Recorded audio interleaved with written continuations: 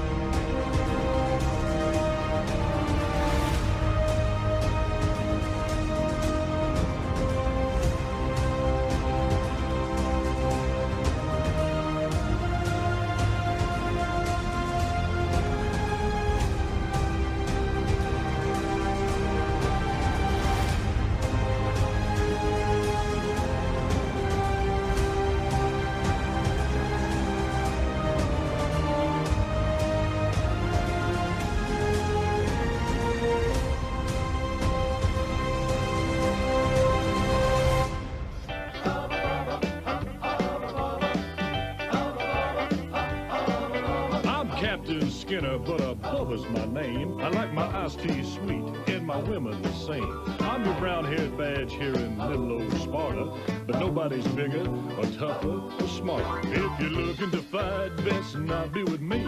Wanna be held tight? Well, now we'll just see. You never know in the heat of the night on TNT. Heat of the night on TNT. Now I don't put on any airs, but then I ain't no slob. Just a redneck boy with a blue-collar job. The ladies I date, they gonna have 'em some fun, 'cause I'm a big hunk of crime fighting son of a gun. So if you're looking to fight, come on up in the ring. You wanna be held tight, just about anything can happen in the heat of the night on TNT. Hubba, hubba, hubba, hubba. Heat of the night on TNT. Yeah.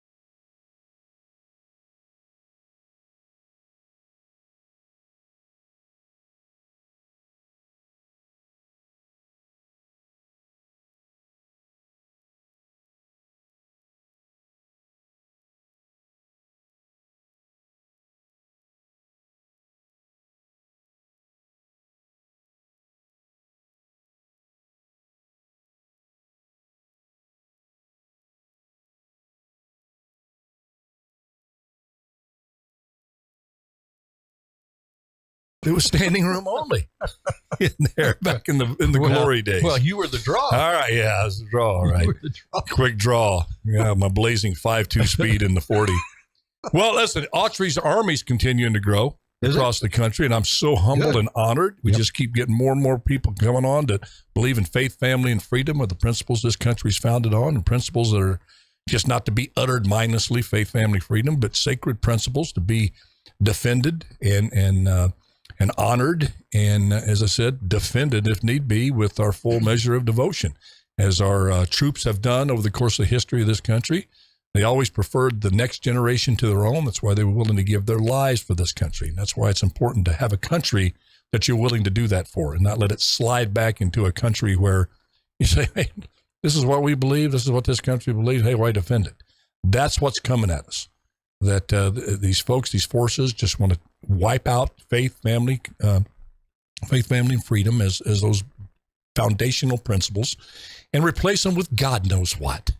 Certainly not God, certainly not family that's out there, and certainly not freedom. But we do have some new members here that have really been, they're very courageous. We've had them grow, because I'm an independent. Good. I'm a registered independent. Are you registered? When are you registered? Do you want to tell? You don't have to tell. Registered pedestrian, aren't you? Yeah, exactly. Well, I definitely am that. Okay. But whatever you are, you're an independent thinker. You always have been, Pearl. And, but I'm an independent. And so, a lot of folks out there in Autry's Army, you got Republicans, Democrats, but we believe in crossing lines and working together to help move this country forward. But we have some people that have crossed the line. In fact, we have Jill Biden on the line, and Jill. Sí, se puede. Yes, he's excited about being. I have to ask the question. Jill, are you ready to move Autry's Army forward? Sí, se puede. Thanks for saying that again, Jill. Some of the folks didn't get that. And of all people, the ultra left-wing Howard Dean is Howard. Are you happy to be part of Autry's Army? Very good, Howard. And my old buddy Clint Eastwood. Clint, are you happy that we're doing this show today? Go ahead, make my day. Thank you, Clint. And then we have a new member, Autry's Army. Okay, here we go. And Gomer Pyle. Gomer, if you could summarize, just in one word, what it means to be part of Autry's Army, what would it be? Shazam. All right. We got everybody. Oh, we almost left one out who called in on his cell phone from Ensenada. Chewy, are you happy to be part of Autry's Army?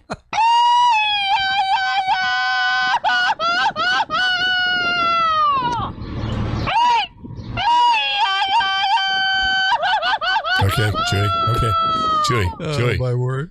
We understand, Chewy.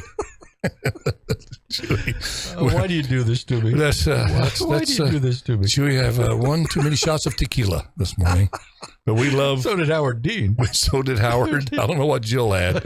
Well, but she definitely needs language lessons. That's for sure. Oh, that means yes, we can. I don't know what she was trying to say. Cut her a little slack. She's old like me. Goodness gracious. Okay, a few little items here, Pearl, and then you have a breaking news on the crime here in Fresno, which is near and dear to me. Something that, well, in any city, it all begins. If you feel across unsafe, you're right.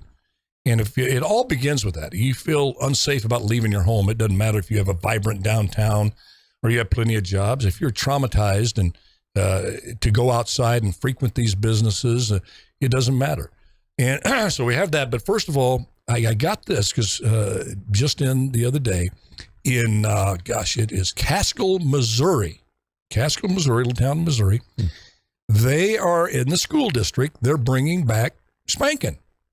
Really? Yes. Oh. They're bringing back spanking and with the parents' approval. It's not a blanket thing.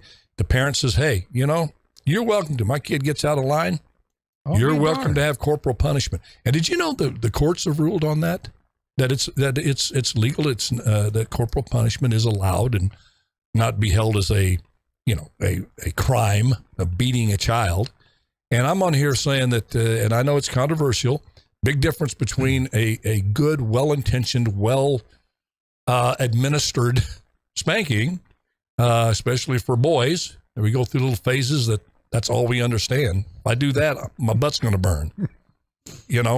So I'm not going to do that. We had some experience with that in our younger years. Yes, then you grow out of it. But then I don't know about girls. It was mostly boys. Because there's that period. We were troublemakers. Well, yeah, it's in the. We didn't think we were. It's just in the guy. We were being funny or something. Yeah, it's like toxic toddling or something.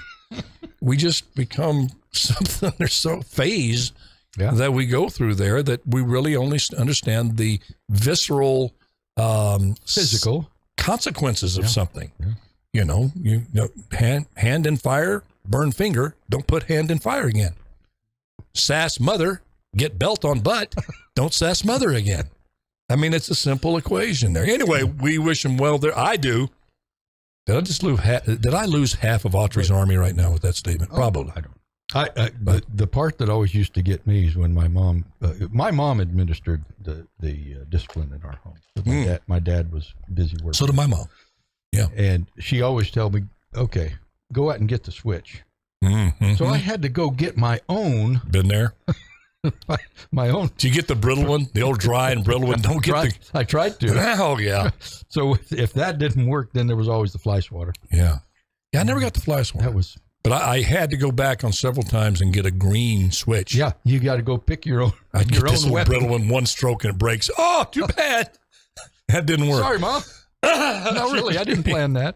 No, we're going to get that'll be an interesting to follow up on. That. Yeah, Caskill, Missouri. It will be very interesting to follow up on. I'm very interested in that. Yeah. Okay, let's go right into the crime story here in Fresno, and then I want to get to these Iran as part of the New World Order. If you haven't been keeping up on that, as part of the Russia, China, India, North Korea, Iran New World Order sending drones to Russia. But anyway, let's do the crime in Fresno. Well, there was an article in the local paper here with regard to the violence in Fresno over the weekend. And Fresno has been a problem spot for a number of years. A lot of violence, a lot of gangs. 2 more homicides over the weekend, bringing the total this year to 38 year to date.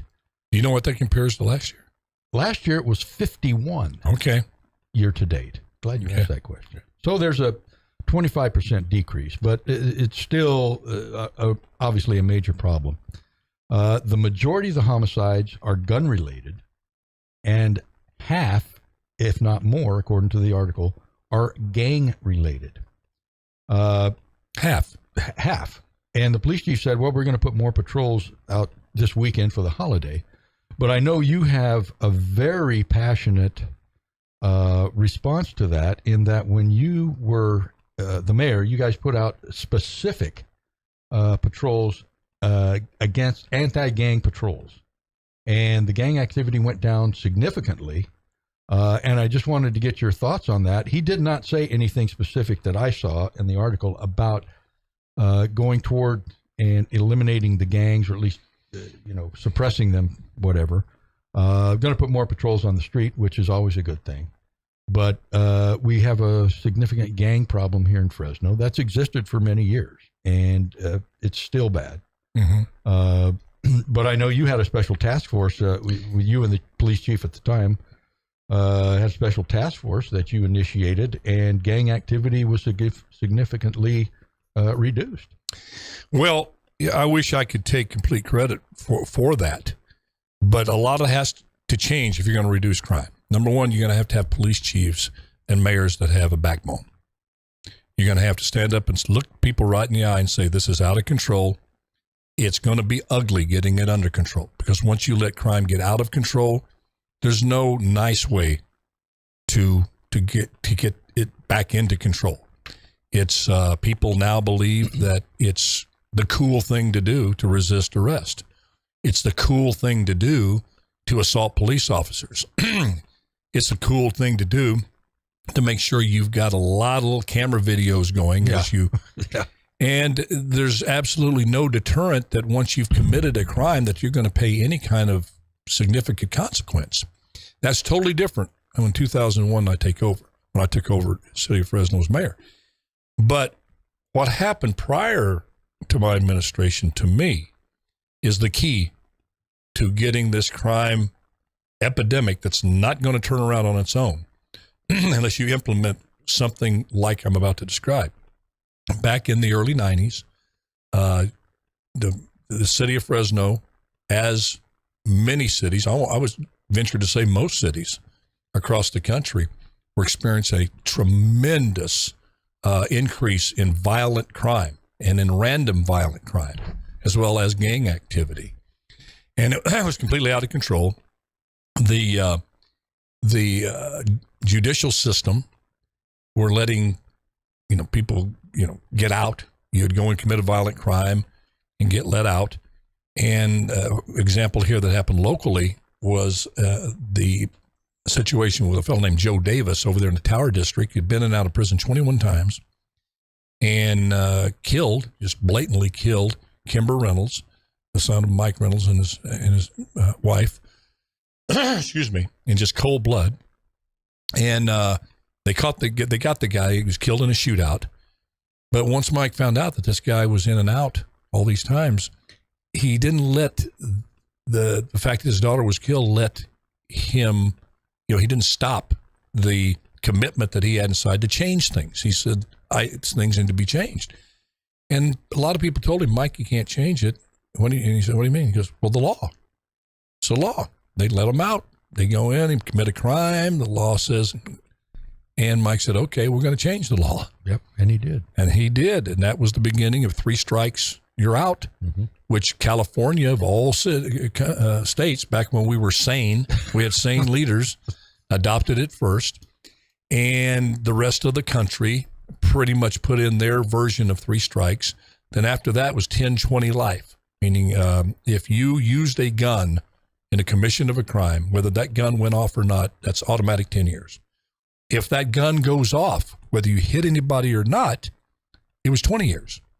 If the gun is shot and somebody is hit, whether they die or not, it's life. That'll get a criminal's attention. And you saw violent crime of all kinds just plummet. But what else we did before the 3 strikes was implemented is Chief Winchester came into Mayor Patterson's office, and I got to give Mayor Patterson credit for this, for supporting the police chief on this, because it was really a radical idea at the time. Chief Winchester said, we need to send a message to the violent criminals in this city that they don't own the streets, that the era of indiscriminate violence in this city is over. So the mayor asked him, what's your plan? And what Winchester plan was to put what would be basically a SWAT team out on the street, dressed in combat gear, Thursday, Friday, and Saturday nights. And you never knew where this unit was. Could be lurking around any corner. And they brought law and order back to Fresno. They were a quick response. They were all business. You come out there with a gun in your hand, you're going to bear the consequences. And that team, that was called the Violent Crime Suppression Unit, VCSU. Because basically the SWAT team is what it was. Well, lo and behold, the rest of the country mimicked Fresno because, again, you saw the numbers. Why? Because you were putting bad guys with guns behind bars. It's a simple equation. Yeah.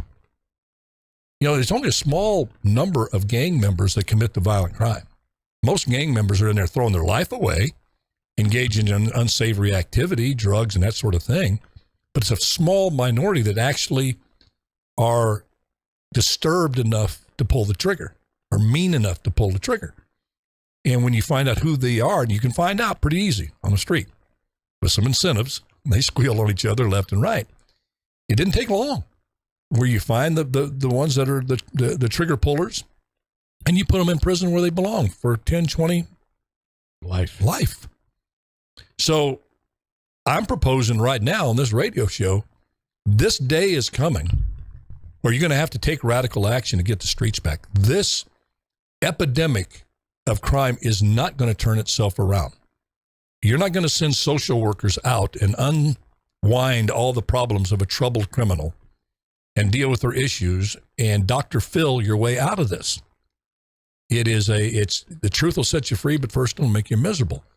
They're not going. They feel like they, meaning the criminal element, believe they own the streets of America's cities, and they're not going to give them back unless they're taken back. And that's going to mean, it's a different way to operate now, though. You pull a gun as an officer now, they know, hey, I may lose my job, lose my reputation, be in court. I mean, but that's what has to be done. Yeah. If you can't do that, don't become a cop. Don't become a police chief. And that's what I criticized here. The leaders here. You have Mayor Dyer, former police chief, who understands what I'm saying here better than anybody. Yeah, really. Former police chief. You have our police chief out of Oklahoma City. Just do it. Just go Nike. Just do it. Go out and take these measures. Call out the judicial system. The crime there's crime and punishment, and lead the charge. You've got a DA here. Lisa Smitkamp will be all over it, like starving dog in the meat house. She'll be ready. And you have that press conference, and you get that VCSU unit out on the streets. You call for reform, bring back mandatory minimums, all the things that kept our cities safe all of those years that we just tossed aside and let the criminals run rampant. Get rid of zero bail. Oh my gosh. Don't tell people you can steal up to $950. My daughter works at a national retailer here in town, and it drives her crazy. There's a group of folks that come in at least once a week and walk out with goods, and they can't do anything about it. They're told they can't try to stop them. They can't do anything. And I said, well, where's your security? Well, he's working at another store. And I said, well, you probably need more security then. You got to stop. Well, in this environment, what security guard's going to do anything? Well, that's the other point. They it's come just in there for show. And it drives her absolutely nuts to see these yo-yos every week. She sees, oh, here they come again. And that's like 900 limit per store. Yeah. So you can go knock off 8 or 9 stores. You gotta make yourself $6 or $7 grand. Bundle full of clothes. Or whatever. Yeah, I'll tell you one thing. They don't do that in Oklahoma City. I was in Oklahoma City a few weeks ago doing this guest spot with Sylvester Stallone. You like how I dropped that name? Yeah, me and Sly were doing this show together. And I was in the Walgreens. I think I may have told this story on the air, so forgive me for letting in. It's one thing about getting old. No such thing as reruns. No, you have to tell the story to make sure you tell it. Yeah, right. Over and over and over again. But they make sure they get it. But in Oklahoma, I was in there at Walgreens and buying a few things, and a lady come in, took a cart, and the clerk that I was working with that was checking me out says, ma'am, you can't take that out. She says, I'm taking it. I just walked here from Wichita. So right off the bat, you know you're dealing with, okay. We were in Oklahoma City, and bless her heart. And she says, but you can't. She goes, call the police. Well, the clerk did. She was on her cell phone. Before you knew it, bang, like that. She had 3 store employees out in the parking lot, had stopped this girl. The police came, and they took that cart back. And I told the clerk this. I said, you know what? I think things happen for a reason. I live out in California. And out in California, stores are just take it. Yeah. Take it. And you see what's happened to our state. By not enforcing those little things. You see what's happened in New York. I said, keep doing what you're doing. Don't let your city turn into California. Don't let your state turn into California. And I'll never forget the lady there. She had the red hair and she had a cigarette. And she said, you be damn sure we won't.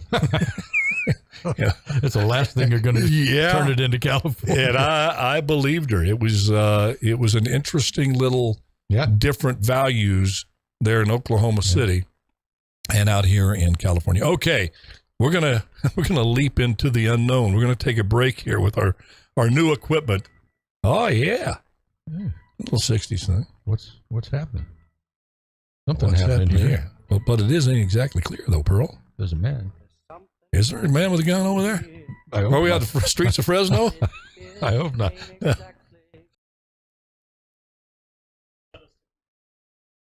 We made it? All right. Are we still on We're social? online. Yeah, Are we're we on still social. on social? Yes. Okay. Open up the window, sucker. Can I scratch my nose? It's been itching the whole time I was on there. We're still on the internet, Yeah. Yes. but I don't have the visual cue to go back.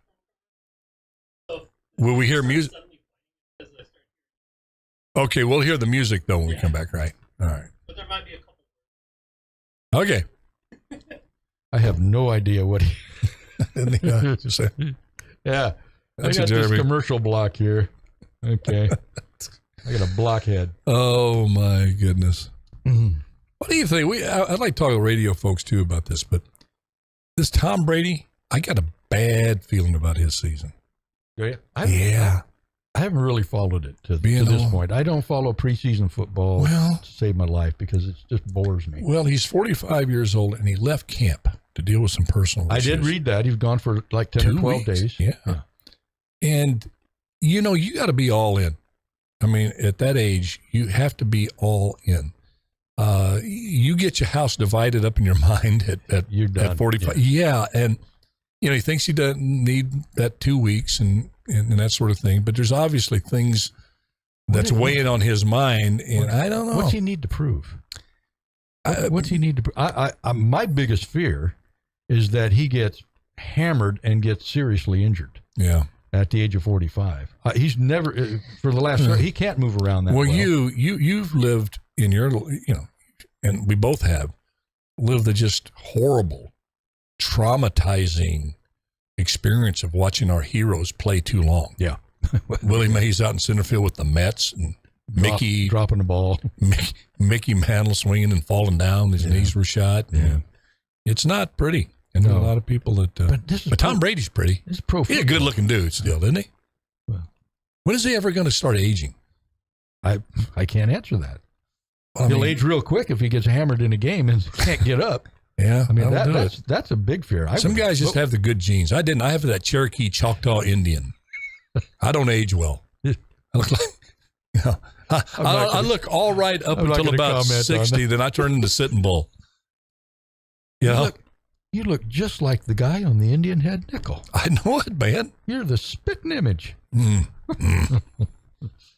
Make Alan mad. Chief Grunt-a-Lot. Gee, a lot.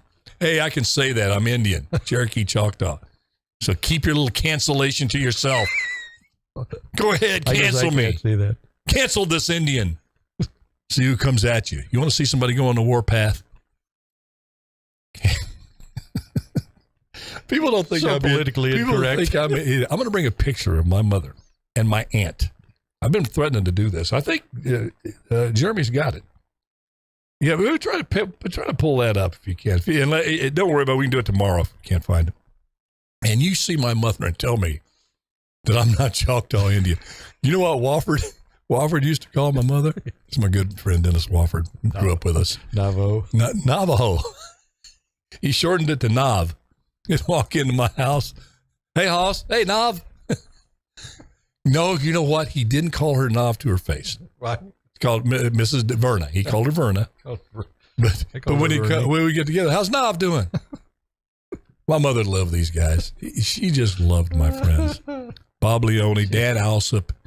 God love Danny. I don't know He if was he a was special person. Dennis and He was a special person. yeah. Wasn't it just scintillating radio to listen to two old dudes talk about their People got to be on the edge of their seat. how much they love their mama, getting spankings from their mother. Boy, if this doesn't draw top ratings, Stay tuned. nothing We'll be will. right back. We talk about when we took our first steps. And we remember. Next week, how I tripped coming out of the dugout at the high school field. Yes. And then push that Iran drone sail to Russia and the Ukraine behind. Who cares? This is important. I saw that article. Love you guys. Love you guys. Love your comments when you email. And listen, I am going to start returning the emails. I've just been kind of busy on some things. Don't need to go into the list, but you all mean a lot to me. And when you take the time to do an email, and I don't like to have people answer as me. I won't do that. Never have since I started when I got requests for autographed pictures and that sort of thing. It took quite a while to get back to folks, but it was my signature. You know, I was recommending, hey, once you get one of these stamps, fake things, you know. 30 seconds? Can't do that. Think enough of my old bag of bones to write me and want a picture. At least I could do it, sign it myself. Hey, by the way, That's my take on it. by the way. By the way, what? You're going to do the drones thing? We'll do the drones thing, but I'm going to go. I think I'm going to go this Lindsey Graham thing. You want to do the drones thing? No, it's up 10 to you. seconds? Want to do the drones? No, that's fine. Well, because the drones are going to take a lot of time, I think. Okay. Lindsey, we can just jump his butt and get out quick. From 12 to 1 o'clock. And just did, as I said, a little guest spot on Sylvester Stallone's new thing called Tulsa King. Will be coming out on Paramount. And plugging that, I'm plugging that. It may lead into something. They said they may bring the character back the following season, make him a major kind of storyline. But you know what? I had fun. Got to do the scene with Stallone, and what a really nice guy, and thrilled being on the set. But I'm going to tell you something. Seriously, doesn't compare at all being here from 12 to 1 with my good friend from childhood, Jeremy here. You all listening and watching. I'm just telling you the truth. I'm too old to stop. I'm going to say it. You know, I made a promise a long time ago. Feel something on your heart. So much of my life, I would feel things in my heart. Wish I would have said something at a particular time, and I didn't. So sometimes you say things that you shouldn't say and regret. So I'm going to take that challenge. I'm going to take that risk because I have said some things I regret. But you know what it is? Probably 5%. Yeah. 95% of the time, I'm thinking, dadgum, I said that. I'm glad I didn't miss that like I missed it earlier in my life. I wanted to say something. What's that Garth Brooks song that says, he goes, there's one there, he goes, tell that someone that you love just what you're thinking of, because if tomorrow never comes. Is that right? Yeah, that's a great song. Yeah. If tomorrow never comes. Yeah. But anyway. Great song. Okay. All right. Let's go from that nice little moment to Lindsey Graham. For all of you out there, and there's a guy. What does he do now? Well, I think there's Bob. I think his name's Martinez. Good guy. But he does not like Trump. A lot of stuff I believe he does not. But he watches the show and listens to the show. And I appreciate him for that. And I know he probably thinks, I'm not putting words in his mouth. A lot of folks, even Laura with Trump and myself, we, talks about other subjects. That's life. Family members, folks I'm talked to out there. Do you ever disagree with something your dad or mom believed strongly? Yeah, boy, we had some time, but you still love them. You still sit at dinner and talk about other things. That's kind of how I look at it. Yeah. Now, we got to get back to that in this country. But I've been accused of never calling out Republicans. I do when I feel necessary and I feel it's valid. I'm not going to just pile on if I don't believe the individual is worthy of the criticism or the level of the criticism. I'm just going to take my own stand, just how I see it. Like I'm kind of like umpire referee. I'm just going to call the game as I see it. The umpires miss calls? Yeah. Referees miss fouls in this? Yes. I'm going to miss them from time to time, but I'm going to call them like I see them. And one Lindsey Graham, Republican, staunch Republican, came out with this comment when asked about, it was on Fox News. I think this clip we're going to listen to is from CNN, but he brought up, I think, just unprovoked, what would happen if Trump gets indicted or he gets convicted or what have you. And here's what Lindsey said. Mar-a-Lago. If there's a prosecution of Donald Trump for mishandling classified information after the Clinton debacle, which you presided over and did a hell of a good job, there'll be riots in the streets. Joining us now, New York. Okay. Let me start this off. I'm going to throw it to you, Bobby. What comes to mind is riots in the streets. But what's he talking about? Yeah. You're the same guy, Lindsey Graham, that criticized Black Lives Matter, saying that no matter how disappointed you get with a situation, rioting, protesting, yeah, but rioting is never warranted. You said that, and I'm only paraphrasing a little bit. I think it's almost word for word, over and over when you're criticizing other actions by political parties or departments in the government. You say nothing justifies riots. Riot means you break things and hurt people. Okay? There's a difference between a protest and shooting David Dorn in the chest where he dies trying to protect his business. You know the difference. Protest is yelling loud, screaming loud, waving your sign. It's not throwing a Molotov cocktail. Protesting is you go to the Capitol and you're mad as can be, and you got your signs there, and you're mad the way an election went because you think it was stolen. That's acceptable. But you don't break into the Capitol. You don't take a ladder and burst through windows and burst into the Capitol grounds when they're sealed off. That's a riot. So you're saying something that you don't know anything. Let me tell you, I'll go as far as to say this. If you can't be better than what you're criticizing, then shut up. I don't want to hear it. And from an otherwise guy who's taken some stances that I agree with, I think he's a very talented politician, Bobby. And again, I may be a little triggered here, so I'm going to turn it over to you. Well, look at Jeremy and calm down. Go ahead. Well, I'm only looking at you, Jeremy. Don't feel awkward. What? Now, it's kind of weird me staring at you right now, but you do comfort me. You know, so either a comfort dog, a comfort animal, or Jeremy. So I'm going to go ahead. I'm feeling better. Oh, boy, that really sets the stage for me, doesn't it? Well, dadgummit, what are you doing saying they're going to do? What is it? Okay. What's he talking about? Our voices just went up an octave. We're doing a Seinfeld episode now. What's he talking about? What the heck is this guy babbling on about? They're going to riot? Who? Who's going to riot? What group? If Donald Trump gets indicted, they're going to riot? They're going to be mad as hell. They'll be upset. And there might be... Not be happy? Yeah. Who's going to riot in the streets because Donald Trump may get indicted for the documents in Mar-a-Lago? And when you say that... Totally irresponsible comment. They're totally irresponsible because it makes you suspicious when you say that, going, okay, you're making a prediction about something that's pretty dang severe. Man. Okay? So why would you say something like that unless you're warning, hey, that you kind of want it to happen?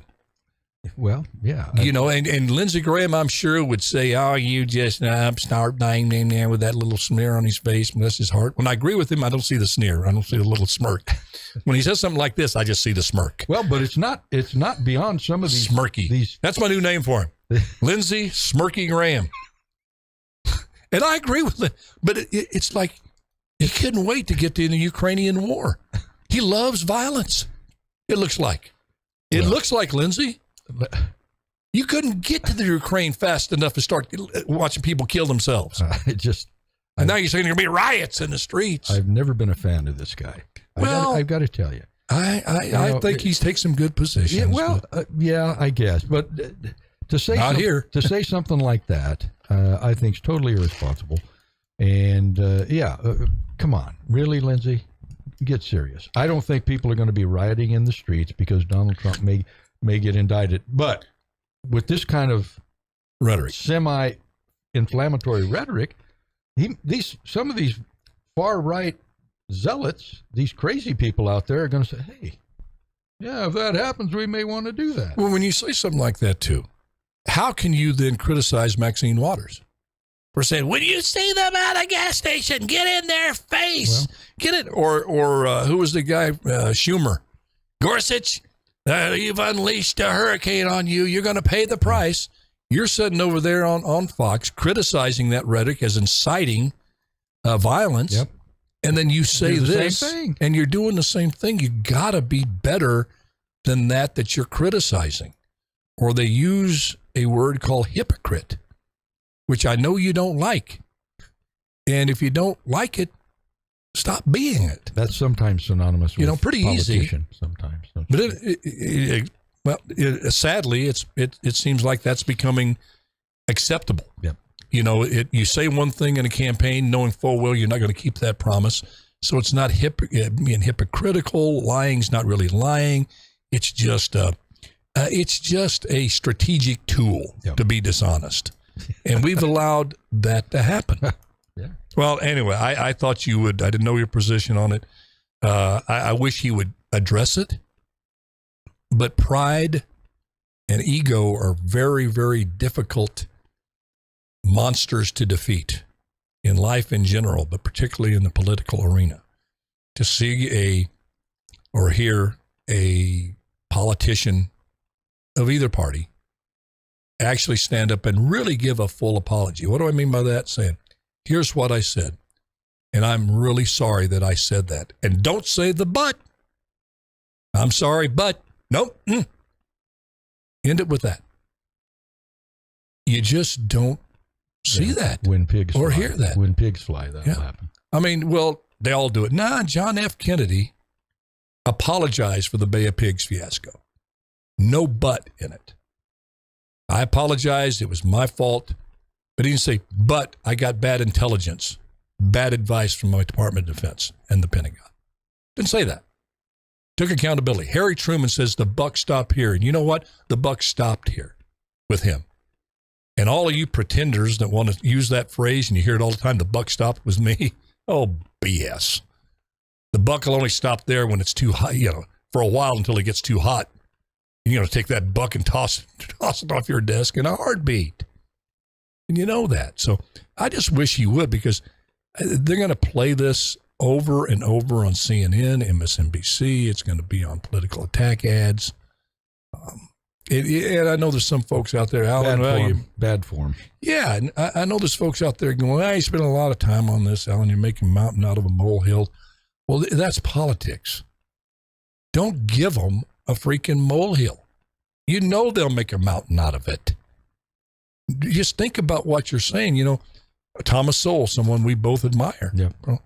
He has a great line. I say it all the time, but dadgummit, it's true. He says, it doesn't matter how smart you are if you don't stop and think. Lindsey Graham, IQ-wise, blows me off the charts, I'm sure. He's a very intelligent man. But sometimes you can be so intelligent, believe your own internal dialogue in your head, that you go from an Einstein to a bonehead, and you don't even realize that it's happened. Well, common sense. Don't stop. Yeah. Common sense and good judgment are in very short supply in Washington, D.C., I think. How much per square inch do you think is going on? Well, that I don't know. But it just seems that is there anybody you can think of right now that when they stand up you'd think, okay, that's I believe that individual more than I believe the others. I'll just take the bar down to that level. I don't know. You used to be, remember Fred Thompson? Oh, yeah. I used to remember. Great actor, too. Great actor. But I believe Fred Thompson was not politically poisoned, even though he's Republican.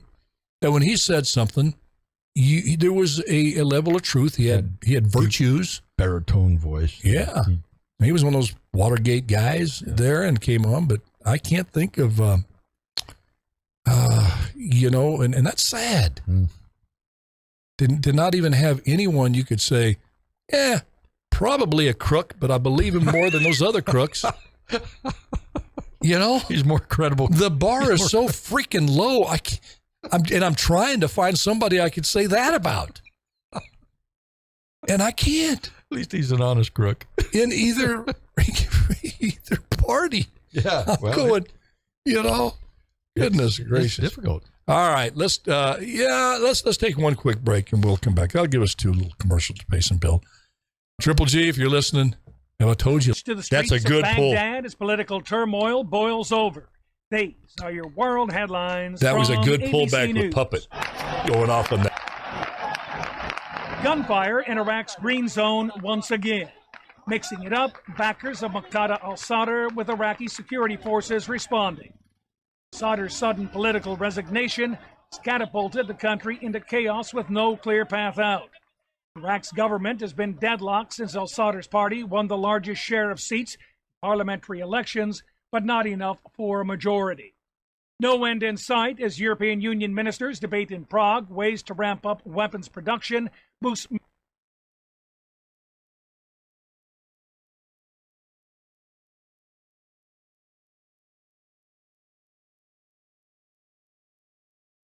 Oh, we're back on? On live. Live, we're on right now? Okay, just checking, folks. We got a few things going on here. They do? So we're doing a commercial now. Okay. All right. Okay. Gotcha. Okay. I don't have a clue what he was talking about. just thanks anyway. Just nodded. Yeah. Do the John McCain. Hey, thank you. He was a nice guy. I met John McCain. Did you? Yeah, when he came out here, I was mayor. Good, nice guy, funny guy. Yeah. Oh, really? Great sense of humor. Yeah. You know who else had a great sense of humor? Who? Robert Dole. And his wife, Elizabeth. I got to know them pretty well. Yeah. Elizabeth more than Robert. Yeah. And Senator Robert, like great American hero. You're listening to the Alan Autry Show on the best talk in town.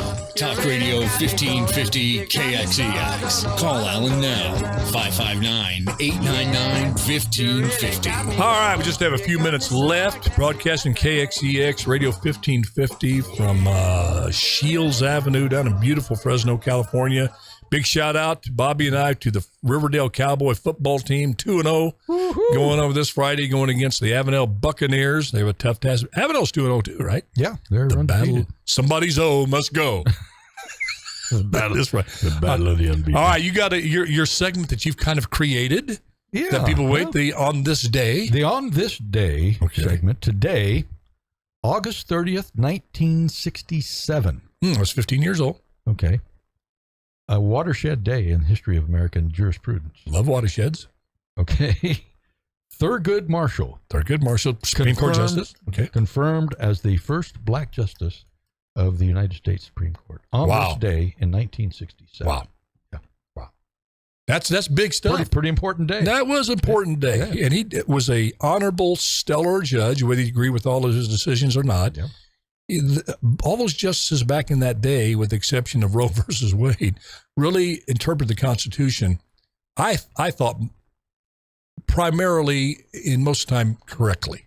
And I'm not obviously a constitutional specialist, but you look on, a lot of the stuff the Constitution has wasn't written for, PhDs only to understand. It wasn't like a legal document. They purposely those Bill of Rights and those sort of things and spelled it out as clearly as possible. But still, there's that gray area, and that's what the Supreme Court is supposed to do, interpret the Constitution, interpret the law. And Thurgood Marshall, and then we had Clarence Thomas, and then Ketanji Brown, did I pronounce that right? The first female black Supreme Court justice that just got appointed. Her last name's Brown. I should know. It's my mother's maiden name. Can't even remember. Ketanji, I believe is the name. Yeah. All right. Okay, just a few more. Did we? Yeah, I don't know where to go on this thing here, whether to. Yeah, I've got I think it's 5 minutes. Look, we got to start it. Joe Biden, just, called out Lindsey Graham, and I think he deserves it, what he said. Joe Biden, just the other day, said that if you're a MAGA person, whatever that is, in his mind, what that is. And I wish he would define exactly what that is. We got the clip. Let's play the clip here. Here's Mr. MAGA Republicans don't just threaten our personal rights and economic security. They're a threat to our very democracy. They refuse to accept the will of the people. They embrace political violence. They don't believe in democracy. He went on to say that MAGA supporters are semi-fascist. Now, here's a guy who was supposed to be the great uniter, and you automatically call at least 74 million people, not the millions more who didn't vote, that they're fascist, that they're like Hitler. They're Hitler-esque. What's wrong with this guy? Well, if they're going to... And I hate to refer to our president as this guy, but when you talk like that, you become this guy. That dude. I notice I say it. I don't call names. Notice I didn't say this imbecile, this idiot, this not... I didn't say that. I'm keeping my promise. I didn't say that about him. How does he... Well, if we're going to blast Lindsey Graham for his comment... this is, in my estimation, even more egregious, because you're talking about a huge chunk of the American public coming from the mouth of the president. Bullet to say that about your fellow citizens, and I assume he believes it. Well, I would ask him, when is he ever? Which is even more distressing. But Bobby, have you ever heard him specifically say what MAGA beliefs are in his mind? I mean. No. Is he putting MAGA beliefs, meaning that you believe in a strong national defense, you believe in having strong borders, You believe in non-burdensome taxation. What does threat to democracy mean? Man, tell me. That's a whole show. I want to know. I don't know what that means. I'm sorry. I'm just a few specifics. Yeah, what is a threat to democracy? What is the lowest unemployment rate for African Americans? How's that a threat to democracy? The lowest unemployment rate for Hispanics in history. How's that a threat to democracy? You want to secure your borders. Where's that threat to democracy? You want to be energy independent. How does that threaten democracy? A riot, a protest goes crazy and some knucklehead knotheads burst into the chambers of Congress and are now getting what they deserve. Thank goodness no other protest got violent at all during 2020. I mean, what is the threat to democracy? I don't know what that's become the real fashionable slogan now, I guess. And nobody can tell you what it is. What is the threat to democracy? Now, what I'm hearing is, he didn't accept the results of the election. All right, I get that. But Stacey Abrams she still thinks she's the governor of Georgia. Hillary Clinton never told Biden when she thought he was going to lose, don't ever concede because there's going to be something fishy. The Russians are going to be, and this thing, the Russian interference. We're going to go over this on the show, and I want you on the show who does. How did the Russians interfere in the 2016 election? From what they've gathered, they spent $100,000 on Facebook ads that influenced the election. I mean, what did they put? Vote for my comrade, Donald Trump. Oh, okay. Hey, Merle. Oh, Vladimir said we need to vote for Trump, so change that old Biden vote. I mean, what? I don't know. I just how did they interfere? I marvel at some of the. I mean, the rhetoric that's spewed from these politicians? It just drives me crazy because there's never anything specific. Nothing specific. What is other than Lindsey Graham saying there's going to be? And I'm going to tell our listeners, please call because Bob and I'm very sincere. If you can give me specifics of where the Orange Man has not threatened where he has specifically threatened democracy, and this is a sense of urgency that you have that you need to go break into his home and still take a bunch of papers that may be threaten national security with knowledge. I got news. Every president that leaves there has all that in their brain. They're a walking top secret document for the rest of their life. If you wanted to call and sell them some other country, give them information, you don't need a physical document. You got it right here. You got it on some notes on a notepad right here. You got the fact that you could say that a document laying there is going to be Xeroxed there's an old term. Going to be faxed that's another old term. Snapchatted to a foreign country to hurt America. I don't know. Find that kind of a reach. All right, folks. We just have a few 23 seconds. Roy's already sang and stopped singing. Are we still all right? Are we still on, Jeremy? We're still on? All right, folks. God bless you. God bless America. And remember, just do your best. Let God do the rest. And we'll see you tomorrow on Big Wednesday with Sir Lawrence of Powell. Larry Powell of Powell People will be here. Bullet Bob, I love you, man. Yep. Thank you for coming on Tuesday. Always a pleasure. And he won't be here Friday, but we'll manage to get by.